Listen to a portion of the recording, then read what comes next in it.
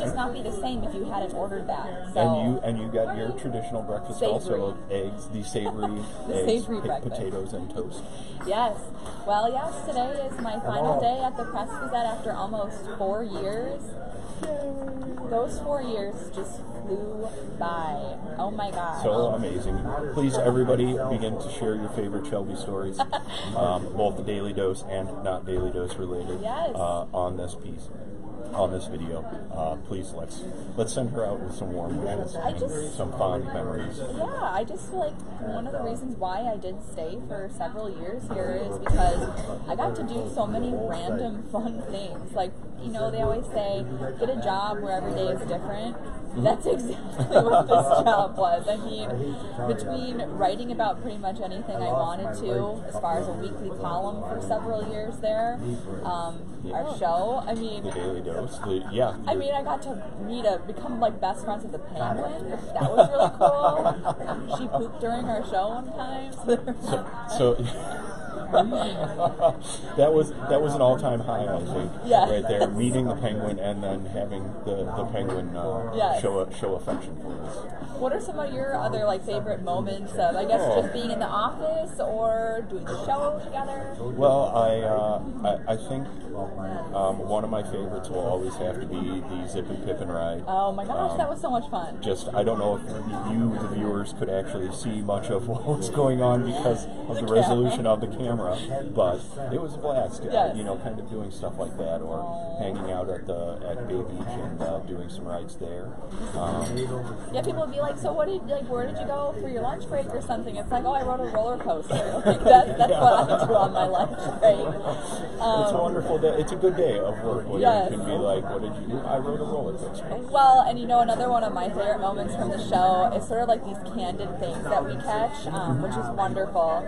And kind of finally thinking back, that always makes me giggle, is this one time that Jeff and I were reporting at this cheese competition, which is actually coming back to town. Yes, right? Dan Higgins has a story on it. Oh, he does? Okay. I think I did see something on the website this morning. So this was maybe last year, the year before, I can't remember how long ago it was now, where we're doing a live broadcast, and this man just walks up to us in the middle of our broadcast and has a full-out conversation with us, and we're like, we're kind of live. We're kind of live, but okay. Yes. Yes.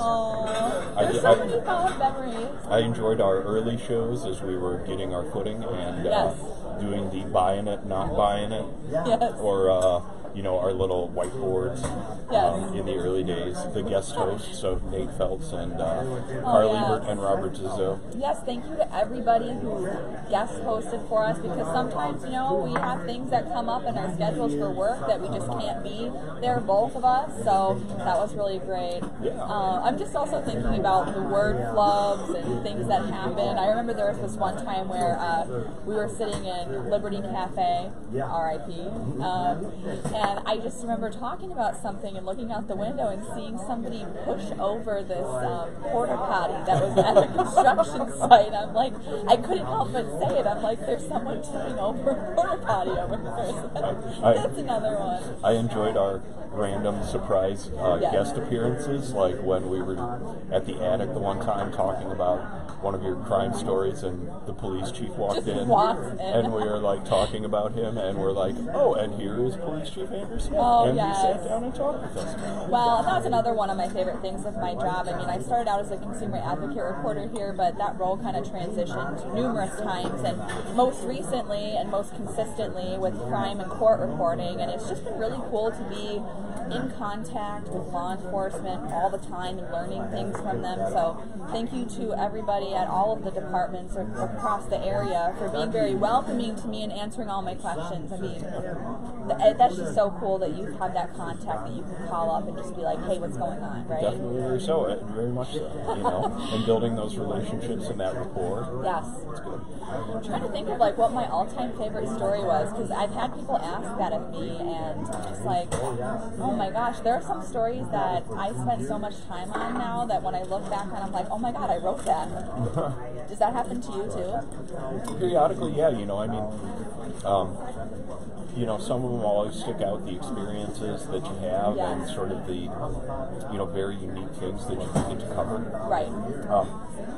For having this sort of reputation, northeastern Wisconsin as sort of this smaller area, not a lot of population, but still not, not big city like Milwaukee or Chicago. A lot of stuff happens around here. It does. It really does. Good and bad, unfortunately. But, it really is amazing some of the stuff that you do get to cover here. Right. Just in the sort of random events of the day. So I think one of my, I don't want to say favorite, but the one that really resonated with me and just had an impact on me was the reporting on Ryan Reedy when he was found in the river. Obviously a very, very sad story, but I'm glad that the family trusted me to tell the story the right way and call me up and to tell me what was going on. I think that's just very humbling as a reporter when someone trusts you with a story that's that big in their life. So that's one of my stories I kind of think back on. I'm like, wow, that's one I'll take with me throughout my entire life. I think more fun ones, Safe Haven Pet Sanctuary, always fun to write about them because I like cats. What are some of the other ones? Was the Cat Grandpa one of your favorite stories? Cat Grandpa was one of my favorite stories. I love writing about anything that sort of goes viral online. And to be at the forefront of that story, right here, just blocks away from it, or over the river, I should say, that was really neat to be a part of that story.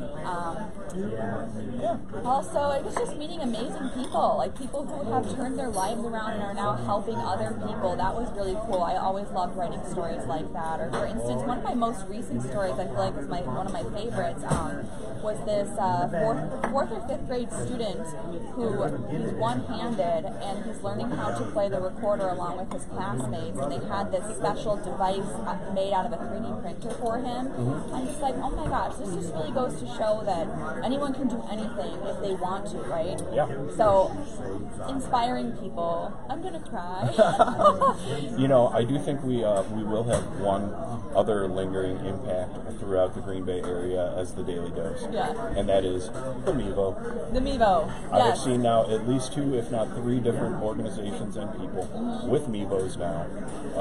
We should get a cut of that. We should, or at least a little shout out. Yes. For those who aren't familiar, who are watching, the Mevo is the camera that we use, and it's pretty cool, and people look at it all the time and say, what the heck is that thing? And we tell them. And then they go on by. Yes. Well, any more funny moments you can think of? I mean, anytime there was pizza in the Pizza Day debate. I feel like I made a lot of people laugh with my obsession with pizza. It was like anytime it was in there, it's like, I am not shy to be the first person in line to get some pizza. I'm not. Anything else, I might be like, I don't want to be the first person in line, like someone else go out before me. If it's pizza, nope, I'm first person in line, I do not care. Yeah, so I mean, if you had any favorite show moments or, I guess, stories of mine that you'd like to share, please go ahead. The Green Bay Llama has chimed in and said that he too endorses the Mevo. So okay, all right, really cool. And supports the effort. So. Likes the Mevo. Well, and then another exciting thing. So when I think about Green Bay, there is a lot of firsts here. So I moved here. This is where me and my husband first lived together. We got engaged while living in Green Bay. We got married while living in Green Bay. And we also found out that we are going to be parents for the first time while living in Green Bay. Look at you, breaking news on the Daily Dose. I know. Most people do know now, but I don't think we ever had a chance to announce it on the show, mainly because we sort of stopped the regular show things. So thank you very much. Baby girl due in June. So that's another sort of reason for wanting to move south in the state and wanting to be closer to family.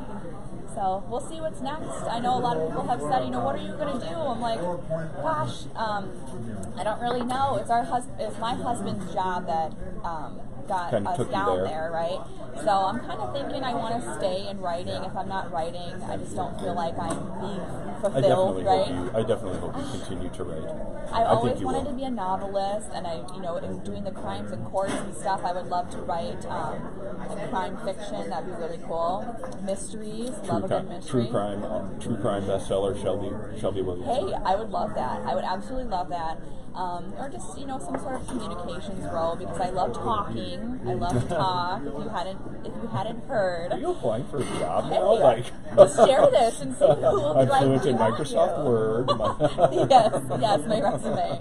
So yeah, something like that. I have to be on the phone. I have to be on the computer, writing, talking to people, meeting new people, and this was the absolute best job to have, to be in a new place where you knew no one. Like I came here, I knew not a single person that lived here. Well, now you are practically family. I know, and we're at a family restaurant right now. So, hi, fam. So, once again, please, like, share this video, share your favorite Shelby story, a moment of humor you remember from the Daily Dose. I liked when we started conjuring up guests. Yes. Tom Smith and Chelsea at on Broadway. So camera trickery is fun. Camera trickery, definitely fun. So we hope you enjoyed the Daily Dose as well. Yes. And maybe it will come back in some other form, but we will see it. But this is the original. So. Well, thanks for having me in this wonderful city, in the office, and being a great coworker, and to everybody at the office. Love you all. Readers, you're awesome. And we have my favorite Shelby story was when she was nearly involved in a robbery, yet pulled it together to write an article. Oh yeah, so before we go, I have to give context. So Jeremy and I, my husband, he and I wanted to go and just get a quick Subway sandwich. We're hungry. This was like 9 o'clock at night, or maybe 8:30, something like that. And we walk in, and the door is shut, and I'm so hungry. I'm like, what is going on? This place is supposed to be open. And it just hit me. Like, I saw that there was stuff on the ground. The credit card thing was flipped over. I'm like, oh my gosh, we need to get out of here. There was just a robbery. We need to go. And it turns out that was part of a string of robberies that happened in multiple places. And it just so happened I walked in on a robbery as it had just ended, and it was a very scary moment. 12 inches of soap gets you 12 inches of news. I know. Well, I had never been in the position of calling 911 and then staying on scene and be like, wait, can you give me the date? I mean, I knew the date, but what time did I call you? So that was just ironic, to say the least. So I was the right person to be on scene that night. Awesome. All right, well, Shelby, we will miss you. We will miss you lots. We could talk forever. Thank you, everybody, and thank you for reading and watching, and I'll see you soon, I guess. Stay in touch.